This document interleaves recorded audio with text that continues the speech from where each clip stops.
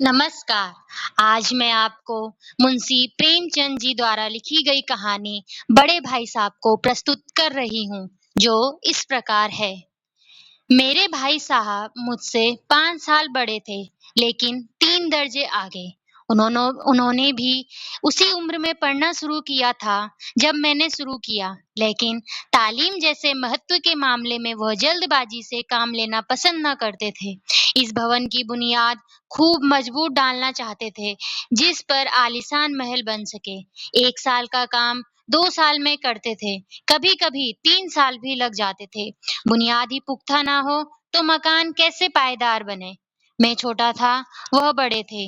मेरी उम्र 9 साल की, वह 14 साल के थे।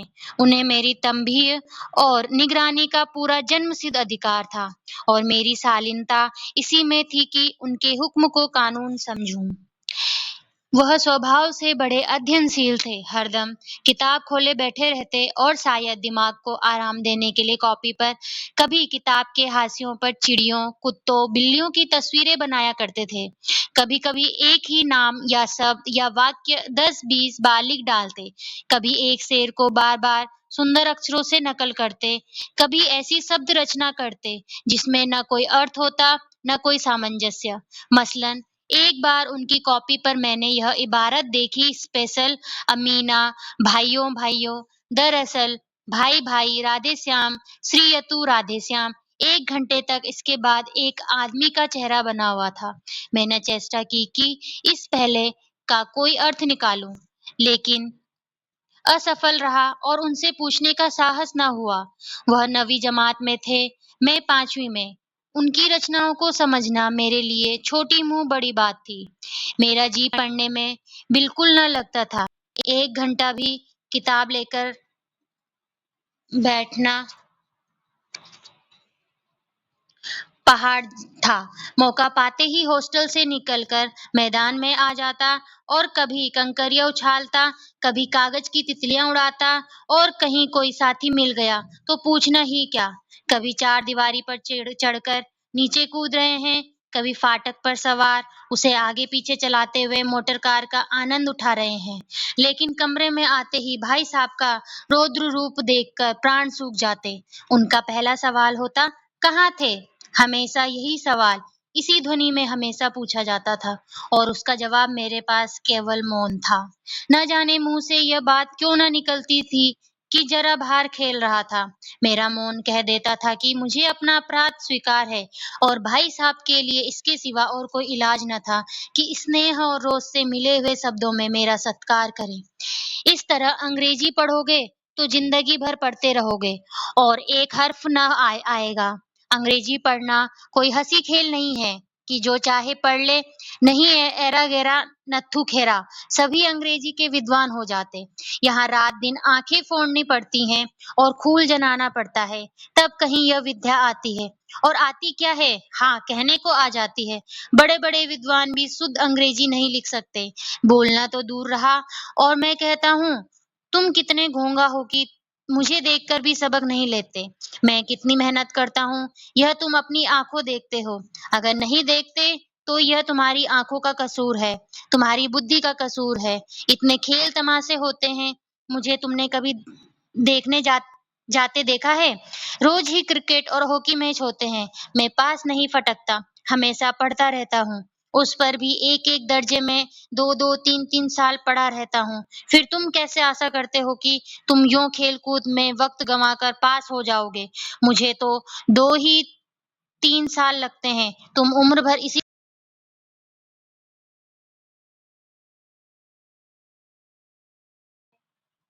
तो बेहतर है घर चले जाओ और मज़े से गुल्ली-डंडा खेलो।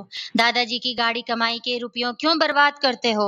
मैं यह लताड़ सुनकर आँसू बहाने लगता। जवाब ही क्या था? अपराध तो मैंने किया, लताड़ कौन सहे? भाई साहब उपदेश की कला में निपुण थे। ऐसी-ऐसी लगती बातें कहते, ऐसे-ऐसे सूखती बाण चलाते कि मेरे जिगर के टुकड़े-टुकड़े हो जाते और हिम्मत छूट जाती। इस तरह जान तोड़कर मेहनत करने की शक्ति मैं अपने में न पाता और उस निराशा में जरा देर के लिए मैं सोचने लगता, क्यों ना घर चला जाऊं। जो काम मेरे बूते के बाहर है, उसमें हाथ डालकर क्यों अपनी ज़िंदगी खराब करूँ? मुझे अपना मूर्ख रहना मंज़ूर था, लेकिन उतनी मेहनत से मुझे तो चक्कर आ जाता था। लेकिन घंटे 2 घंटे बाद निराशा के बादल फट जाते और मैं इरादा करता कि आगे से खूब जी लगाकर पढ़ूँगा। चटपट एक टाइम टेबल बना डालता, बिना पहले से नक्शा बनाए, कोई स्कीम तैयार किए काम कैसे शुरू करूँ? टाइम टेबल में खेल-कूद की मत बिल्कुल उड़ जाती। प्रातः काल उठना, 6 बजे मुँह हाथ धो, नाश्ता कर पढ़ने बैठ जाना। 6 से 8 तक अंग्रेजी, 8 से 9 तक हिसाब, 9 से साढ़े 9 तक इतिहास, फिर भोजन और स्कूल। साढ़े 3 बजे स्कूल से वापस आकर आधा घंटा आराम, 4 से 5 तक भूगोल, 5 से 6 तक ग्रामर, आधा घंटा हॉस्टल के सामने टहलना, साढ़े 6 से 7 तक अंग्रेजी कंपोज़िशन, फिर भोजन करके 8 से 9 तक अनुवाद, 9 से 10 तक हिंदी, 10 से 11 तक विविध विषय, फिर विश्राम। मगर टाइम टेबल बना लेना एक बात है, उस पर अमल करना दूसरी बात। पहले ही दिन से उसकी अवहेलना शुरू हो जाती है। मैदान की वह सुखद हरियाली, हवा के वो हल्के-हल्के झोंके, फुटबॉल की उछल-कूद, कबड्डी के वह दाँव-घात, वॉलीबॉल की वो तेजी और फुर्ती मुझे अज्ञात और अनिवार्य रूप से खींच ले जाती और वहाँ जाते ही मैं सब कुछ भूल जाता। वह जानलेवा टाइम टेबल, वह आँख फोड़ पुस्तकें, किसी की याद न रहती और फिर भाई साहब को नसीहत और फजीहत का अवसर मिल जाता। मैं उनके सामने साए से भागता, उनकी आँखों से दूर रहने की चेष्टा करता। कमरे में इस तरह दबे पाँव आता कि उन्हें खबर न हो। उनकी नज़र मेरी ओर उठी और मेरे प्राण निकले। हमेशा सिर पर एक नंगी तलवार सी लटकती मालूम होती। फिर भी जैसे मौत और विपत्ति के बीच में भी आदमी मोह और माया के बंधन में जकड़ा रहता है। मैं फटकार और घुड़कियाँ खाकर भी खेल-कूद का तिरस्कार न कर सकता। सालाना इम्तिहान हुआ, भाई साहब फेल हो गए, मैं पास हो गया और दर्जे में प्रथम आया। मेरे उनके बीच केवल 2 साल का अंतर रह गया। जी, मैं आया, भाई साहब को आड़े हाथे लूँ। आपकी वह घोर तपस्या कहाँ गई? मुझे देखिए, मज़े से खेलता भी रहा और दर्जे में अव्वल भी हूँ। लेकिन वो इतने दुखी और उदास थे कि मुझे उनसे दिली हमदर्दी हुई और उनके घाव पर नमक छिड़कने का विचार ही लज्जास्पद जान पड़ा। हाँ, अब मुझे ऊपर कुछ अभिमान हुआ और आत्मसम्मान भी बढ़ा। भाई साहब का वह रौब मुझ पर न रहा। आज़ादी से खेल-कूद में शरीक होने लगा। दिल मजबूत था, अगर उन्होंने फिर मेरी फजीहत की, तो साफ कह दूँगा, आपने अपना खून जलाकर कौन-सा तीर मार लिया? मैं तो खेलते-कूदते दर्जे में अव्वल आ गया।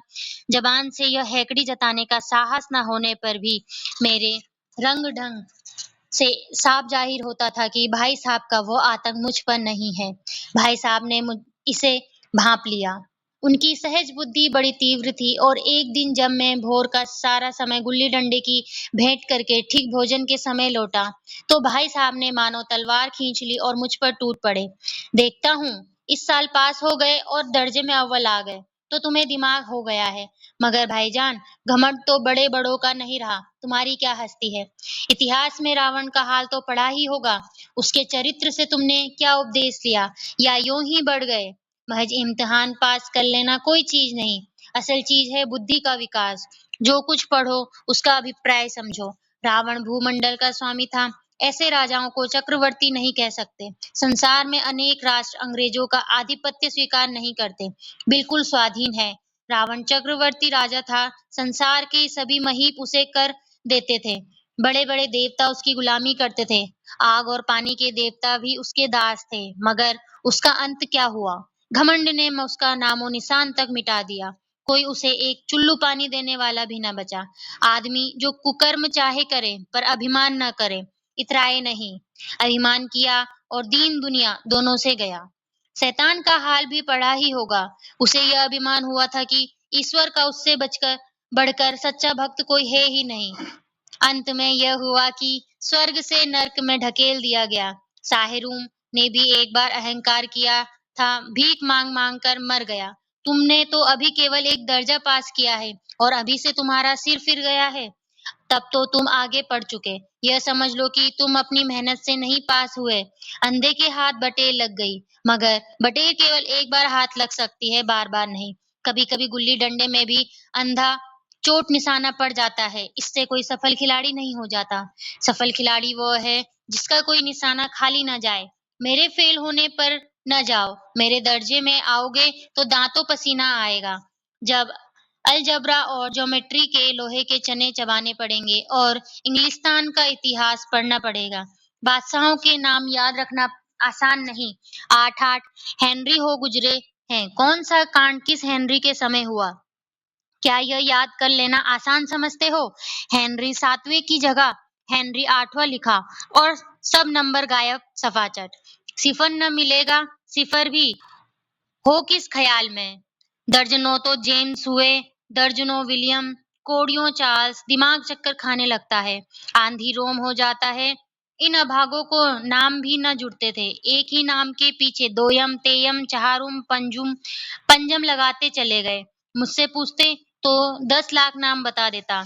ज्योमेट्री तो बस खुदा की पनाह। अ, ब, ज की जगह अ, ज, ब लिख दिया और सारे नंबर कट गए।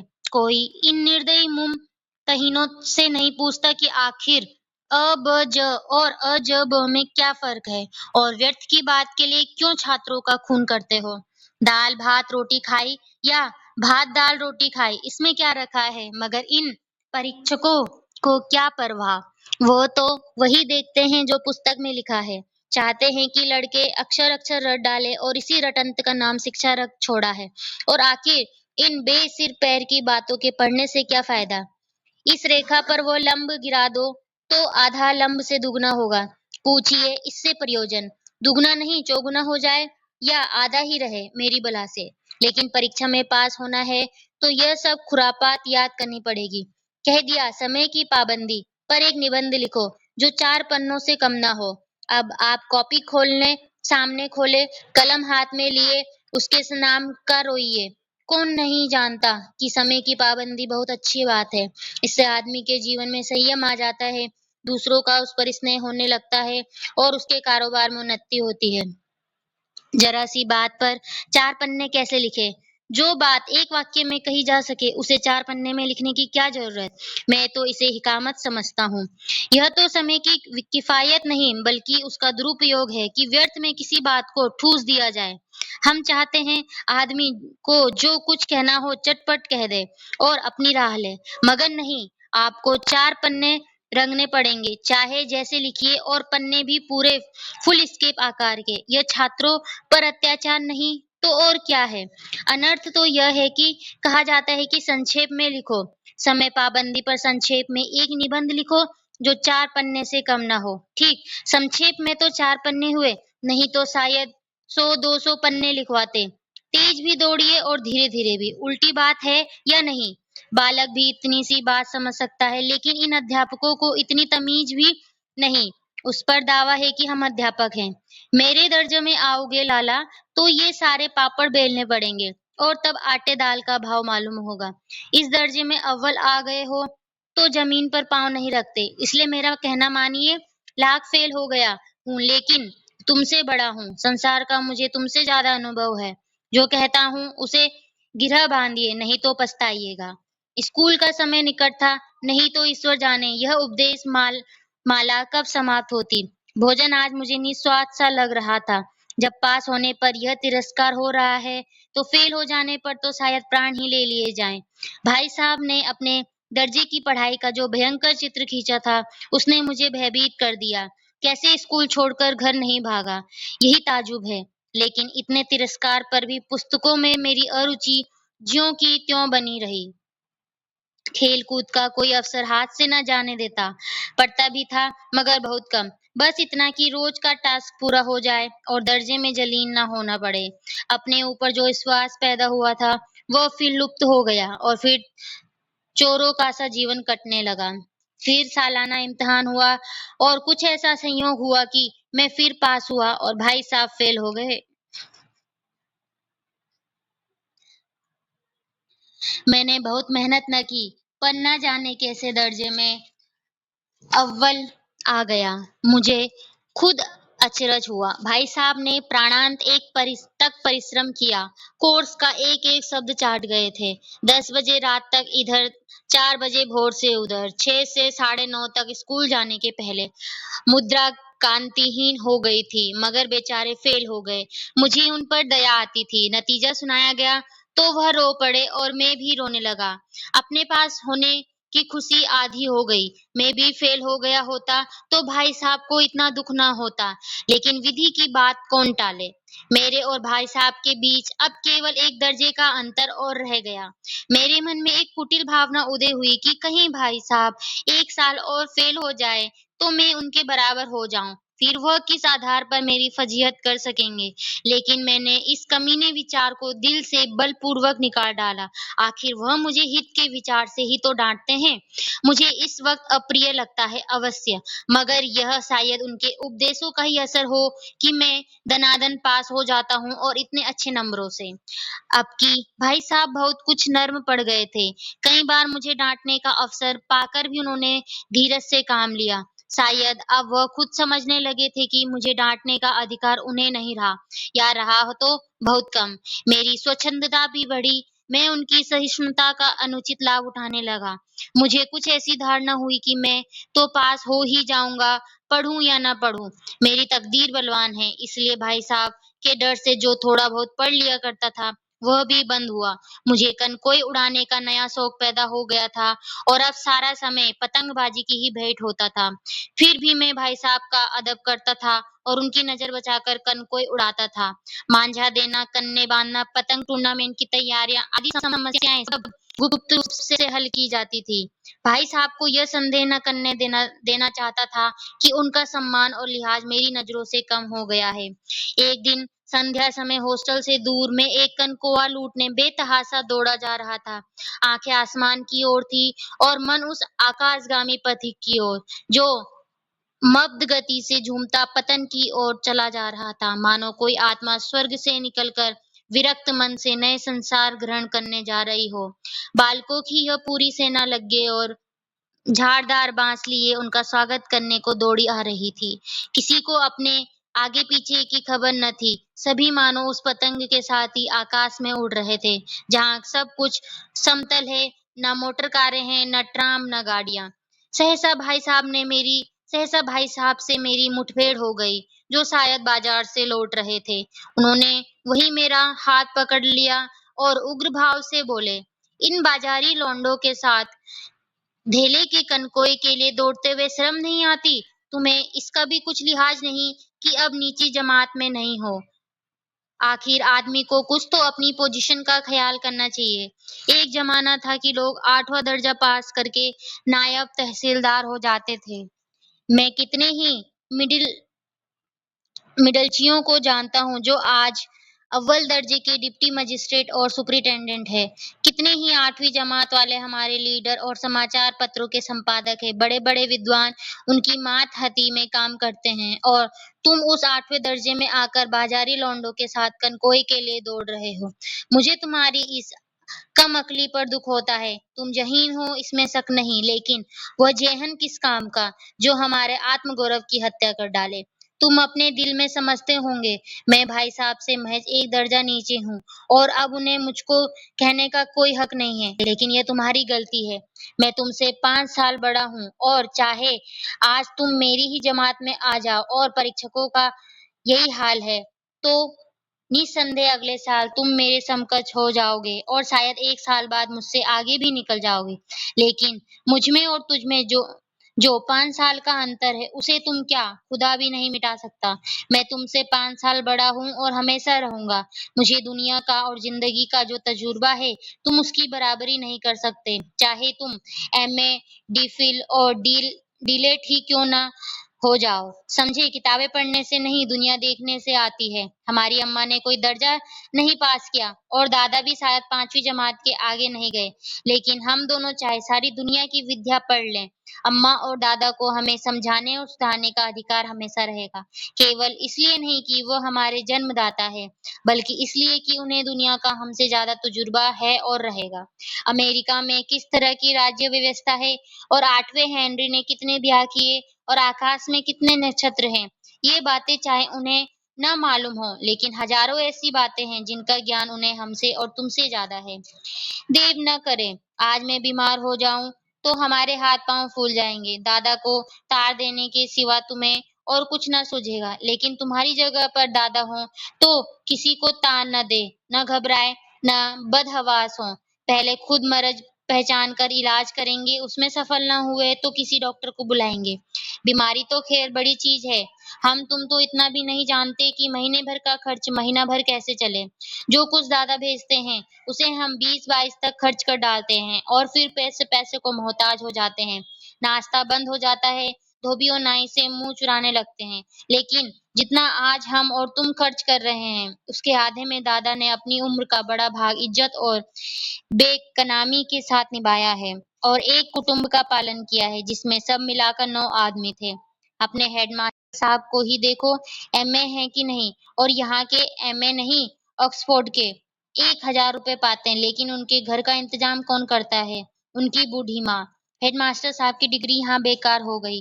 पहले खुद घर का इंतज़ाम करते थे, खर्च पूरा न पड़ता था, कर्ज़दार रहते थे।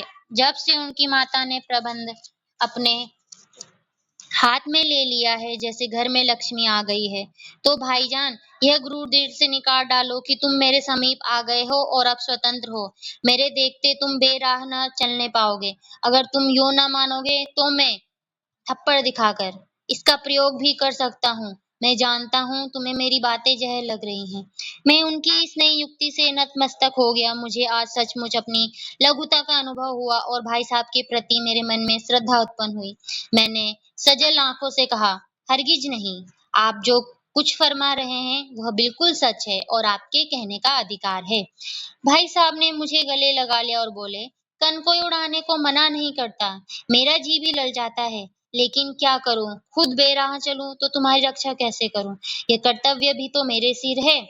संयोग से उसी वक़्त एक कटा हुआ कनकोआ हमारे हाथ से गुज़रा, उसकी डोर लटक रही थी। लड़कों का एक गोल पीछे-पीछे दौड़ा चला आता था।